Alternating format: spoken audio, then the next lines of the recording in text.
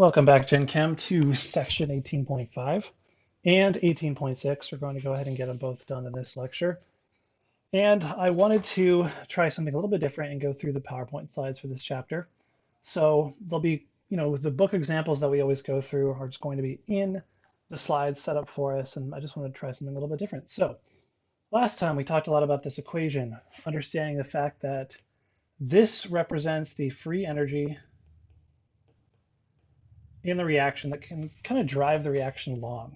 So if it's negative, less than 0, we have a spontaneous reaction. Think of it as like releasing energy, like an exothermic reaction. At least conceptually in my head, that's how I keep track of it. If I'm releasing free energy, I can drive the reaction along. But if it's greater than 0, it is non-spontaneous. And we're really focused on standard conditions. So that means 298 Kelvin and also 1 molar of all reactants and products. So we really focused on that. And we're going to focus on this, changing this in 18.6, but right now we're going to focus on changing temperature. So what happens if we change temperature here? How will that affect the sign of delta G? Well, if we think about a negative exothermic negative delta H, that's a favorable situation, and a positive delta S, that's also a favorable situation. These are the two things that really drive the spontaneity. So exothermic reactions and positive delta S, increasing before and after we have more entropy than we did before for that reaction. Now, if both of them are favorable, as in we have a exothermic and a positive delta S at negative value and a positive value, doesn't matter what the temperature is. That is a situation where all temperatures, it's going to be spontaneous situation. And then actually the non-spontaneous is the reverse reaction. However, if neither quantity is favorable, as in if it's endothermic and we have an unfavorable delta S situation, a negative delta S, this will always result in a positive delta G. And also the opposite reaction is going to be the spontaneous one. Now, there are situations, though, where we might have one of these that's favorable and the other isn't, and then temperature can help play a big difference in whether or not the reaction is spontaneous. So this table helps us kind of identify and just organize all these situations. This is our delta G column. So if we have favorable, favorable, this is always going to be spontaneous. If this is unfavorable, unfavorable, our delta G is always going to be positive. But if we have the case where here we have exothermic, favorable, this is endothermic, unfavorable. Here we have unfavorable delta S, and here we have favorable delta S. So you have a situation where one is good and the other is bad. Not necessarily good or bad, but it just helps me conceptualize in my head. It really depends on the temperature. So in this case, if it's exothermic, low temperatures help. Remember, if it's exothermic, the exothermic reaction really affects the spontaneity of the surroundings much more than if the temperature is warm. If it's endothermic, high temperatures will help. That'll help increase its spontaneity. And it's all shown mathematically here. So let's actually do a reaction here and calculate delta G for 2 different temperatures and see whether or not they're spontaneous or not. So, not quite. What we're going to do, though, is notice that if we want to find delta G at some temp, we can actually use the standard values for delta H and delta S, because they don't really change much depending on the temperature.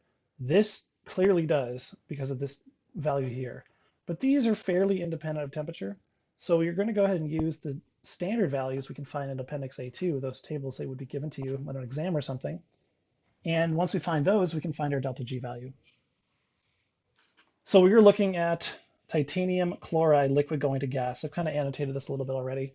So we're just thinking about some liquid and whether or not it'll go to gas spontaneously at a specific temperature. We have 2 cases. One is about room temperature, 76 degrees Fahrenheit, or about 298 Kelvin. And B is much hotter. So if we can find delta H standard, delta S standard, and we have the temperature, we can find delta G, find the sign of it, predict whether or not it is going to be spontaneous or not. So how do we find the actual delta H and delta S values? We go to the tables. So if we look up the delta H formation value for titanium tetrachloride for gas state, it is this value, and there's 1 mole of it. The liquid, it is this value. Subtract the 2, and we get a positive delta H. So this is an unfavorable amount. This is endothermic. So this, at first, we would think, okay, we're not on our way to spontaneous yet, but it really depends on the entropy. So that would make sense, though, because this needs to take energy to go from a liquid to a gas phase. So endothermic should make sense. It should take some energy to get there. Now let's focus on the delta S. If we go back to that table and look up the delta S formation values of titanium chloride gas versus liquid, we should get this value and this value. Subtract the 2, products minus reactants, and we get a positive delta S. That's favorable. We are increasing the disorder of the reaction here. That makes sense because we went from a liquid, which is more ordered, to a gas, which is much less ordered. So we have a positive overall increase in entropy for this reaction. And I convert this to kilojoules so you can see that there. We're going to use this number in the next one. And let me just erase this.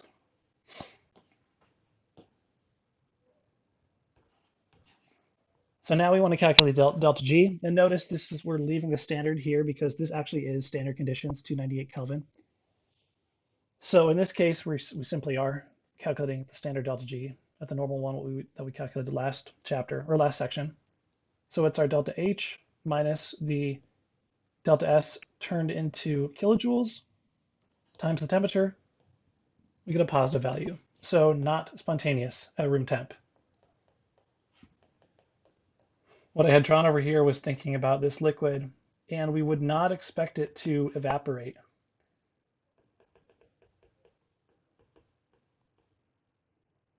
At room temp. Now there's always going to be some sort of vapor pressure above this, but this is not the temperature at which it would spontaneously just start evaporating. So it's not a super volatile liquid at room temperature. Okay, so that's 298. Now we want to do 775 Kelvin. So all we have to do is simply plug that in here using the same values as before. And now all of a sudden at this higher temperature, we have a large enough positive number here that 14 minus a bigger positive number gives us a negative overall delta G. So now we are spontaneous at 775. So a pretty simple equation to use. If you're asked to find delta G for a specific temperature, it'll give you the temperature, and all you have to do is find the delta H standard and delta S standard using the tables of values. And you can find delta G and predict whether or not it's a spontaneous reaction at that temperature. Now let's think about if we want to actually determine the temperature at which a process becomes spontaneous. This is actually pretty simple because if we think about when delta G equals 0, that's when there's no net reaction, no free energy change. If we numerically replace this delta G with 0 and then solve for temperature, it's the enthalpy divided by the entropy. That ratio is going to give us the temperature that we're at equilibrium. We're basically right at the edge of when we become spontaneous. So this is the temperature you can solve for if a question asks you, determine the temperature at which a process becomes spontaneous. All you have to do is set this equal to 0 and find the same numbers using those tables of values. This is a graph that just kind of shows you these relationships. You can check this out later on your own. So this question is saying, okay, using data from 18.4 and Appendix A2, determine the minimum temperature for the spontaneous vaporization of mercury to liquid to gas. So from 18.4, we found the delta S of this reaction. And we can find the appendix values for the delta H. And we find that the delta H value is 61.4 kilojoules per mole. Remember to make these units match though.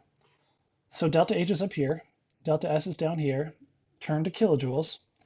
We see that would take 620 Kelvin. I'm going to double check what that is in Fahrenheit. That is a lot Fahrenheit, 656 Fahrenheit.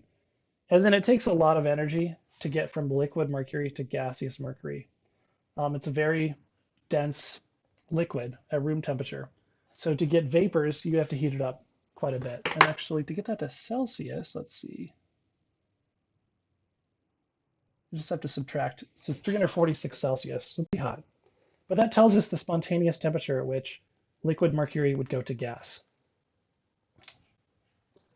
So that's section 18.5.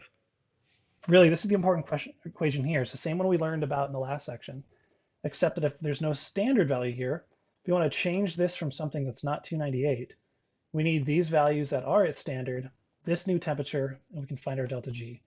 And then at equilibrium, this is where we can set this equation like this and actually solve for the temperature at which the sign of delta G will change, where the sign would go from 0 to a negative spontaneous value for delta G. So that is section 18.5. Okay, moving right along to section 18.6. Now we are actually going to think about not just, so we're looking at non-standard concentrations and temperature. So we can get to delta G and predict whether or not our reaction should proceed in the forward direction spontaneously when the concentration values are non-standard. So we're going to connect this all to equilibrium now, which is pretty cool. So standard conditions, what does that mean again? Well, it means 298 Kelvin temperature, but importantly, specifically 1 molar of all the solutes and gases at 1 atmosphere. This right here is something that we hadn't really thought about before, but when we were doing those equations before, we had assumed everything was at 1 molarity. So for delta G at non-standard temperatures, we use this, but for delta G under non-standard concentration, we use this. Notice R is the gas constant, joules per mole Kelvin, T is the temperature, and then Q, you remember Q, that is the ratio of all the products divided by the reactants at a specific place in time. So standard conditions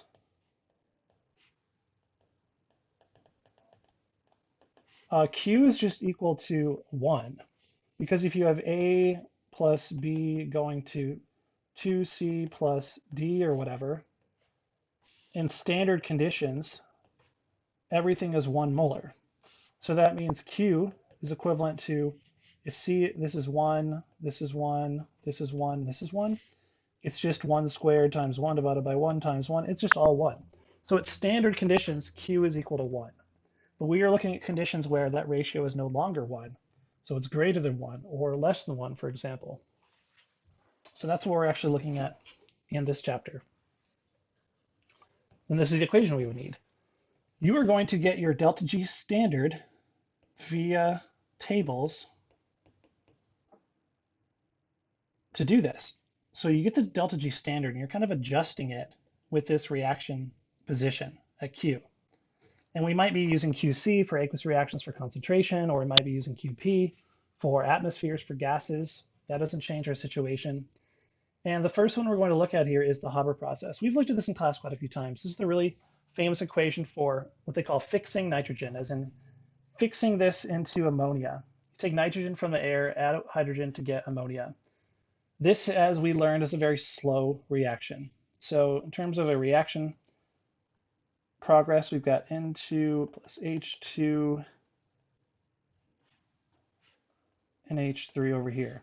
It's very slow, but we need a catalyst to kind of change this. So we use catalysts and we use high temperatures to push this to the right. So let's think about this reaction a little bit. This is saying we want to find delta G for the Haber process at 365 and at these specific pressure values of these gases. So what that tells you is you need to recognize we can't just use this anymore because there's concentration values involved. Q is now important. Q is no longer 1, so we actually have to calculate out what Q is.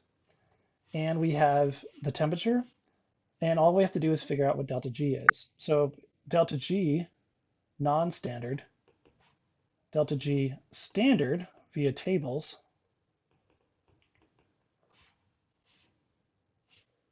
plus the gas constant times the temperature times the natural log of Q. So let's start getting all that stuff. Okay, here we are. Here's our equation. Start by getting this value. So we're going to go to Appendix A2 and find the delta G formation values for gaseous ammonia, which is right here. And we have 2 moles of that. And the delta G formation values for nitrogen and hydrogen. Notice these are pure elemental forms of nitrogen. These are diatomic elements. So the delta G formation values are 0. So we end up with just 2 times this value. So here is our delta G at standard conditions. So what does this tell us? At 298 Kelvin, 1 molar all species. This is a spontaneous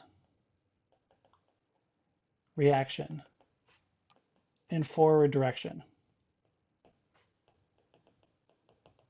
So even at 298, because this is delta G standard, this is spontaneous. So if you take this at room temp, this is a spontaneous reaction. Remember though, that does not mean fast, not instantaneous. Instantaneous, especially because this NN triple bond is very hard to break. It's very hard to break that. There's a high activation energy for this. However, what we can say though is we do expect this to happen very slowly, even at room temperature. But what about for this reaction mixture at specifically 365 Kelvin? Is this a spontaneous reaction? So this is going to help, an industrial chemist thinking about, if I start with these conditions and if I have this temperature, will this even proceed spontaneously?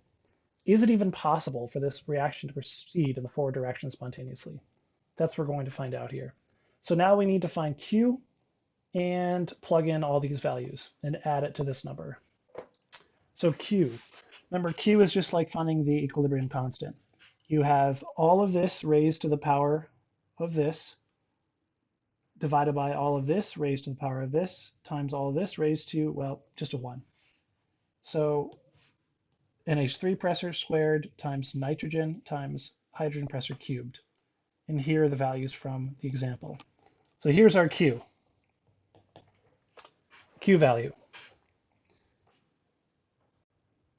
Next, we need to plug these into our equation. This is the value from before. Here's our gas constant in joules per mole times Kelvin. We're going to convert that to kilojoules to match up with our delta G value. Here's our temperature. Here's our natural log of Q. And we get a delta G of negative 49.5. So compare that to at 290. So this is non-standard. Standard conditions, it was, whoops, it's right here, negative 32.8 kilojoules per mole. So at these conditions, remember when delta G equals 0, this is at equilibrium. So standard conditions does not mean equilibrium conditions. Standard conditions means 298 Kelvin room temp and 1 molar of all species. So even at standard conditions, we are not at equilibrium. Now we're farther away from equilibrium than we were before. So it's even more favorable in forward direction.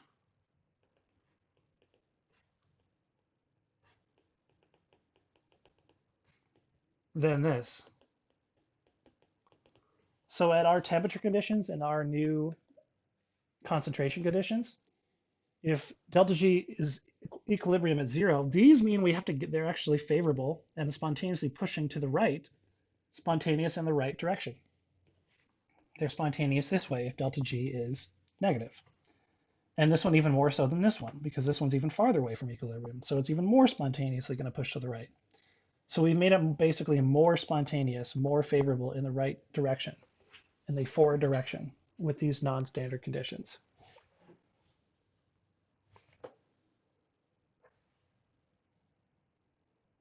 Let's see what this slide is about. Yes, interpreting our results. It says in the previous example, the reaction has a greater free energy change under the, I just kind of talked about this.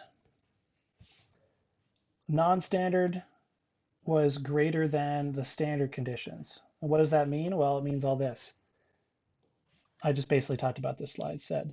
Because this was even more farther away than equilibrium than this, it's more favorable in the forward direction now than it was at standard conditions. That's really all it's saying there. So how does that relate back to equilibrium? Well, remember, delta G is 0. Q is equal to K when at equilibrium. So we can actually go ahead and go back to this and replace this with a 0 and replace this with K. And we get our new equation. This is a pretty cool relationship. So we recognize that when delta G is 0, we're at equilibrium, and when Q equals to K, we're at equilibrium. So that means delta G standard is equivalent to negative RT times the natural log of the equilibrium constant. This means that if we have delta G formation values in a table, we can go ahead and calculate the equilibrium constant without even doing any kind of ICE table or anything like that, which is a really powerful formula that we can use now. So we brought it all back to equilibrium now. This is equivalent to this. Here's the conditions that we kind of talked about before. Delta G is less than 0, K is greater than 1. If delta G is 0, K is equal to 1. And if delta G is greater than 0, positive, K is less than 1. So this is how they proceed to equilibrium if you think about the values. If delta G is 0, that means we have a, I'll just put this like this, delta G is 0. The equilibrium position lies closer to lower energy products, and K is greater than 1. Starting from standard conditions, the forward process is spontaneous. This is when we're actually at equilibrium, Q equals K, there's no net change. And if this is positive, the equilibrium position lies closer to the lower energy reactants, and K is less than 1. So starting from standard conditions, the reverse process is spontaneous. We've talked about all this stuff before. I think these kind of complicate things a little bit, but basically think of it this way. Negative delta G proceeds to the right. I'll just say proceeds to products spontaneously. Positive delta G proceeds to reactants spontaneously. It's the opposite direction. And if delta G equals 0, we are at equilibrium. Pretty much all you need to remember there. Okay, let's think about this as our last piece. This is a very useful equation. And if we actually rearrange it to this right away, then we can directly solve for our equilibrium constant if we know the delta G standard of the reaction, R, and T. So let's go ahead and try that. So now we're going to go back to the Haber process and see if we can't get the equilibrium constant at 298 Kelvin. So we can use this equation, K equals e to the negative delta G divided by RT. And we just calculated this. If we come back here,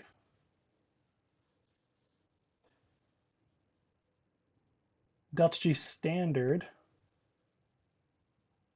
for the Haber process was right here. It came from using the values in the back of the book. So we already have that.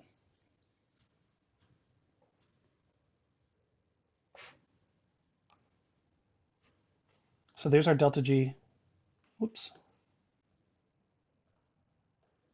delta G standard right there. Remember, this negative sign is very important. Do not forget about that. And then we plug in the gas constant on the bottom. Notice this is in kilojoules right now, and this is in joules. So we're going to get rid of kilojoules here to match up with those joules. That's all they're doing there. and this is standard conditions, so it's a 298.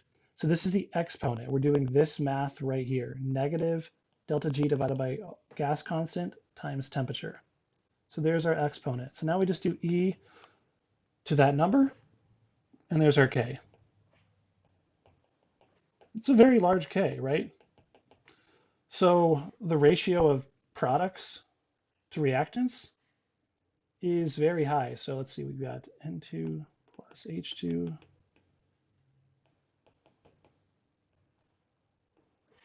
That means it's at equilibrium at 298 Kelvin, room temp. We expect a lot of this. We expect a lot of that. Again, to review though, does not mean fast. Very large activation energy. So it's a slow reaction. Takes a very long time, unless we use a catalyst and change everything to get there. So that's section 18.6. We're kind of building on all these things that we learned. We learned that the delta S of the universe has to be positive for a spontaneous reaction to occur. That's equivalent to all the entropy change of the system, which in our case is our chemical reactions, plus the delta S of the surroundings.